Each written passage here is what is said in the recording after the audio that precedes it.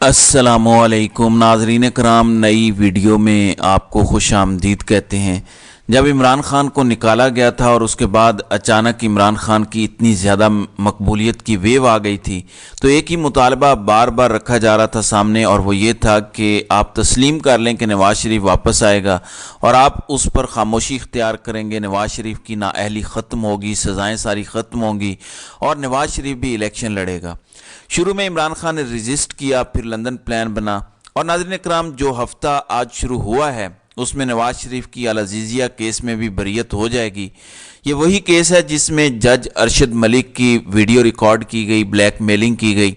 यानी इसमें इतना बुरे फंसे हुए थे कि जजिस को मैनेज किए बगैर मामला बनता नज़र नहीं आ रहा था। कितनी वीडियोस का सहारा लिया गया, गंदी वीडियोस खरीदी गई जज अरशद मलिक की, और फिर क्या क्या हुआ, वहाँ से कैसे धमकियाँ दी गई कि मेरे पास और भी बड़ी वीडियोस हैं, बड़े लोगों के नाम हैं।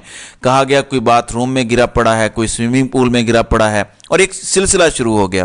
किस दिन मुकम्मल हकीकत आपको पता चलेगी कि वो वीडियोस प्रोवाइड करने वाला कौन था, ये सब कुछ अरेंज करने वाला कौन था, तो आपके 14 तबक रोशन हो जाएंगे।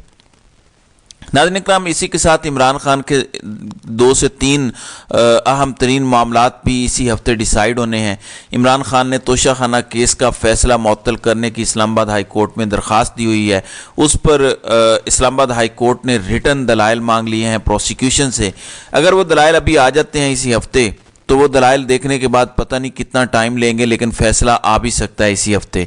और अगर ये फैसला मुअत्तल हो जाता है तो इसका मतलब सिर्फ एक है कि इमरान खान की तोशाखाना केस में नाअहली ख़त्म हो जाएगी और इमरान खान अगला इलेक्शन लड़ सकेंगे, क्योंकि बज़ाहिर ऐसा नज़र आता है। हालांकि कोशिश इनकी पूरी है कि साइफर मामले को 4 से 5 हफ्तों में निपटा लिया जाए, लेकिन इतना आसान नहीं होगा। यहीं से दूसरी चीज़ सामने आती है, साइफर केस का बाकायदा आगाज़ हो चुका है आज से, इसकी समाअत इस वक्त जारी है। इमरान खान और शाह महमूद कुरैशी को तमाम डॉक्यूमेंट्स आज प्रोवाइड कर दिए जाएंगे। जो अगस्त से कार्रवाई शुरू हुई थी और नवंबर में आके कलअदम हुई थी, वो कार्रवाई वहीं से दोबारा शुरू होगी। ये भी बड़ा अहम केस है, क्योंकि अगर इमरान खान को सज़ा देनी है तो नैब का अलकादिर ट्रस्ट केस, इसमें तो कम अज़ कम 8 फरवरी तक सज़ा नहीं हो सकती। तो फिर कौन सा केस रह गया? यही साइफर वाला केस रह गया। इसमें अगर 8 फरवरी तक सज़ा नहीं दे सकते और इमरान खान की नाअहली ख़त्म हो गई, बेशक आमिर फारूक साहब 1 महीना ले लें, फैसला तो देना पड़ेगा। कितना अरसा महफूज रखेंगे, बिलाखिर फैसला सुनाना पड़ेगा। और ये अहम तरीन केस है, तो ज़्यादा देर दबा के भी नहीं रख सकेंगे, चाहे हक में देते हैं चाहे खिलाफ। तो दोनों सूरतों में अपील सुप्रीम कोर्ट में भी चली जाएगी। अगर खिलाफ देते हैं, हक में देते हैं, तो इमरान खान दोबारा से अहल हो जाएंगे इलेक्शन लड़ने के। तो ये एक इंतहाई अहम हफ्ता है। फिर 190 मिलियन पाउंड केस में भी इमरान खान की दरख्वास्त से ज़मानत इसी हफ्ते लग रही है। इसमें नैब अदालत के जज मोहम्मद बशीर ज़मानत की दरख्वास्त पर समाअत करेंगे, क्योंकि 190 मिलियन पाउंड का केस लंबा है, इसमें गवाहान भी बहुत ज़्यादा हैं। तो बहुत ज़्यादा चांस ये है कि क्योंकि 59 गवाहान इन्होंने पेश करने हैं, इतने ज़्यादा गवाहान में इतनी लंबी इसकी प्रोसीडिंग्स चल सकती हैं कि ये एक्सपेक्ट नहीं किया जा सकता कि इस सारे टाइम में एक बंदे को बिफोर गिल्टी साबित हुए उसको जेल में रखा जाए। तो इनको इसमें ज़मानत मिल सकती है। सो इस वक्त इमरान खान अगर अलकादिर ट्रस्ट केस में ज़मानत हासिल कर लेते हैं, तो फिर सुप्रीम कोर्ट में इस हफ्ते नहीं तो अगले हफ्ते हो सकता है केस लग जाए और इनकी साइफर केस में भी ज़मानत हो जाए। तो ये फैसला कुन हफ्ता है, इसमें जो केसेस लग रहे हैं, इसके बाद पता चलेगा कि क्या इमरान खान बाहर आ सकते हैं या नहीं आ सकते।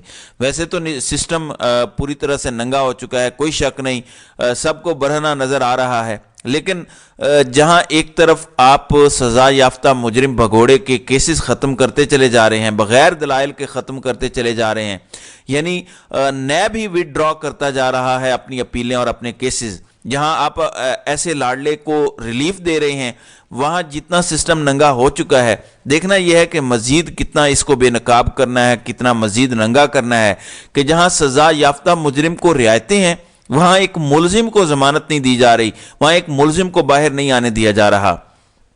नाज़रीन इकराम, इमरान खान इस वक्त जेल में किसी जुर्म में नहीं है, सिर्फ मुलजिम की हैसियत से जेल में है, यानी उन पर इल्ज़ाम है, ये इसलिए जेल में डाल दो।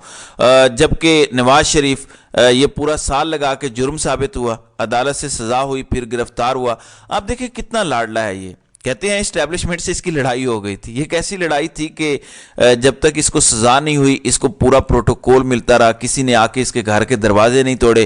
جب اس کو گرفتار بھی کرنا تھا کسی نے یہ نہیں کیا کہ آ کے گھر کے دروازے توڑ کے گھسیٹ کے نکالا جائے. جب تک سزا نہیں ہوئی اس کو گرفتار نہیں کیا گیا, اور جب گرفتار کیا گیا تو 5 اسٹار جیل میں رہا. یہ یعنی جیل کا ایک پورا حصہ ان کے حوالے کیا گیا جہاں مریم اور اس کا باپ اکٹھے ناشتے کرتے تھے. صفدر بھی ایک دن اندر آ گیا تھا, تو گھر کا ماحول بنا ہوا تھا وہاں پہ.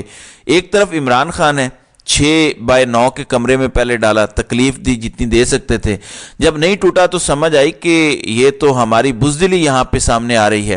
کچھ بنیادی 1-2 ایکسرسائز کی چیزیں مل گئیں عمران خان کو, تو اتنا ظلم سہ گیا عمران خان, اور اب بھی وہ ڈٹ کے کھڑا ہے. اب جو شوشہ چھوڑا جا رہا ہے وہ یہ ہے کہ الیکشن ملتوی ہو جائیں گے. ایک اور خبر اڑائی جا رہی ہے کہ حامد میر پہ کوئی پابندی لگ گئی ہے.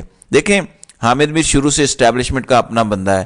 ایک میری بات کو آپ ذہن میں بٹھا لیں, اگر کوئی بندہ اینٹی اسٹیبلشمنٹ بات کرتا ہے پاکستان میں اور وہ سٹل میڈیا پہ آ رہا ہے, تو اس کا مطلب یہ ہے کہ وہ ان کی مرضی سے فرینڈلی فائر کر رہا ہے.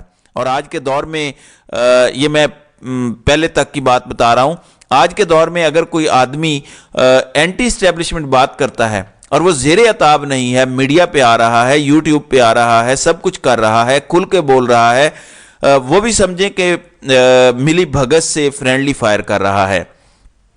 ناظرین اکرام, 76 سالوں میں پہلی بار ایسی حقیقی مومنٹ چلی ہے جو جمہوریت کے لیے چلی ہے. وہ یہی حقیقی آزادی کی مومنٹ ہے. اصل میں ان کو بھی فرینڈلی میچ کھیلنے کی عادت تھی. یہ جتنے لوگ ہیں جو سو کالڈ اپنے آپ کو اینٹی اسٹیبلشمنٹ کہتے ہیں, یہ سب ان کے اپنے بندے ہیں. ایک فیک, ایک جعلی ڈیسنٹ پاکستان میں رکھا گیا صرف بیرونی دنیا کو دکھانے کے لیے.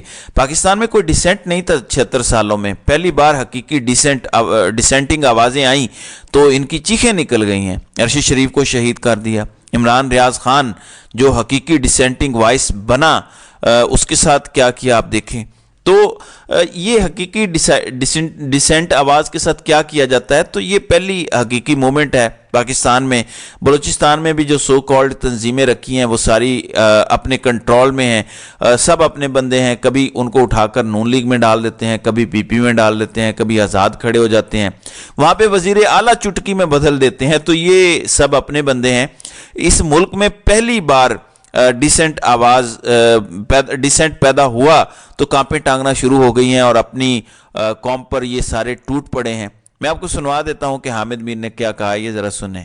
پاکستان کے عام آدمی کا بھی ہے, بھلے وہ کتنی مشکلات کا شکار ہے, بھلے اس پر کسی کا کتنا ہی دباؤ ہے, لیکن جب وہ الیکشن کے دن پولنگ سٹیشن پہ جا کے ووٹ ڈالے گا تو جس جگہ پہ اس نے ٹھپا لگانا ہے وہاں پہ تو اس کو کوئی نہیں دیکھ رہا, تو وہاں پہ وہ ٹھپا بھی لگائے اور اس کے بعد واپس آئے اور اس کے بعد کھڑا ہو جائے پولنگ سٹیشن کے باہر, اور اس وقت تک واپس نہ جائے جب تک کہ اس کو رزلٹ نہیں ملتا.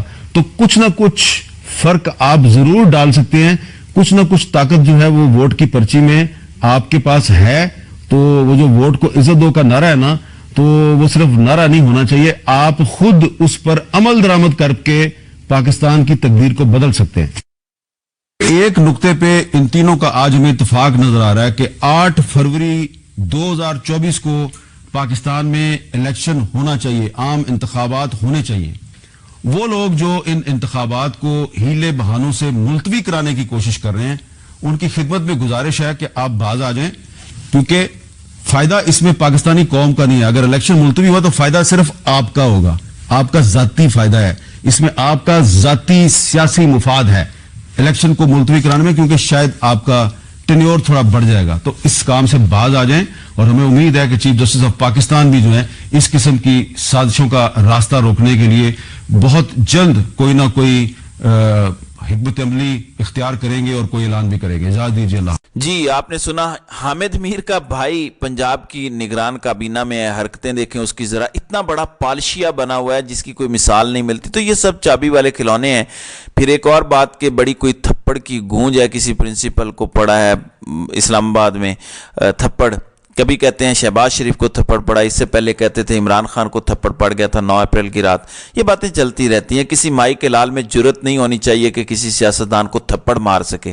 اگر آپ کو اس میں مزہ آ رہا ہے کہ مخالف کو تھپڑ پڑ گیا یا جس کے ساتھ آپ کی ہمدردی نہیں ہے اس کو تھپڑ پڑا ہے، تو آپ سمجھ نہیں پائے حقیقی آزادی کی اس لڑائی کو۔ یہ بڑی کڑی جد و جہد ہے، ادھر کوئی بھی کھڑا ہوگا آپ نے اس کے حقوق کے لیے کھڑے ہونا ہے، تب آپ میں اور دوسروں میں فرق نظر آئے گا۔ باقی تو سارے پالشی ہیں۔ نون لیگ نے اس آرٹ کو پرفیکٹ کر دیا ہے کہ بغل میں چھری منہ میں رام رام۔ وہ کیسے؟ بڑا میسنا سا منہ بنا کے نواز شریف کہتے ہیں دیکھیں نا اب تو کلچر عمران خان نے خراب کر دیا ہے، اب تو کوئی کسی سے بات بھی نہیں کر سکتا، بڑی پولرائزیشن ہو گئی ہے۔ لیکن اندر سے کیا ہے؟ میں آپ کو صرف ایک مثال دیتا ہوں۔ سیال کوٹ میں کوئی بھی چیلنج جو خواجہ آصف کو ہو سکتا تھا ان سب کا نام 9 مئی میں ڈال دیا گیا۔ تو یہ درندے ہیں، یہ لوگوں کو ماریں پڑوا رہے ہیں، جیلوں میں تشدد کروا رہے ہیں، لیکن بظاہر گفتگو ایسے کریں گے جیسے ان جیسا کوئی اچھا بندہ ہی نہیں ہے۔ اور ایک عمران خان امریکہ میں ایک خطاب کر دیا، آج تک اسی کو روتے رہتے ہیں کہ عمران خان نے کہا تھا کہ میں نواز شریف کا AC اتروا دوں گا۔ اتروایا نہیں، جس کہا تھا تو کہنے لگے کہ فاشسٹ ہے۔ اور نواز شریف نے عمران خان کو AC تو دور کی بات رسی والی چارپائی پہ سلوایا، کوئی AC نہیں دیا۔ وہ پریکٹیکل کر کے بھی ٹھیک ہے، عمران خان صرف بات کر کے فاشسٹ ہے۔ تو یہ ہے آرٹ کے بولتے ہوئے اچھے بنو۔ تو اس کو سمجھیں ذرا، آپ نے سٹینڈ لیا ہے تو آپ نے سب کے حقوق کے لیے سٹینڈ لیا ہوا ہے۔ اسی طرح جمہوریت پاکستان میں پروان چڑھے گی اگر آپ سب کے لیے سٹینڈ لیں گے۔ تو کسی کو تھپڑ پڑنے پہ اگر واقعی پڑا ہے خوش نہ ہوں، ورنہ آپ حقیقی آزادی کی جنگ میں حصہ لینے کے قابل نہیں ہیں۔ تو ناظرین کرام، آپ کی اس ویڈیو کے حوالے سے کیا رائے ہے؟ آپ اپنی رائے کا اظہار کامنٹ سیکشن میں ضرور کیجیے گا۔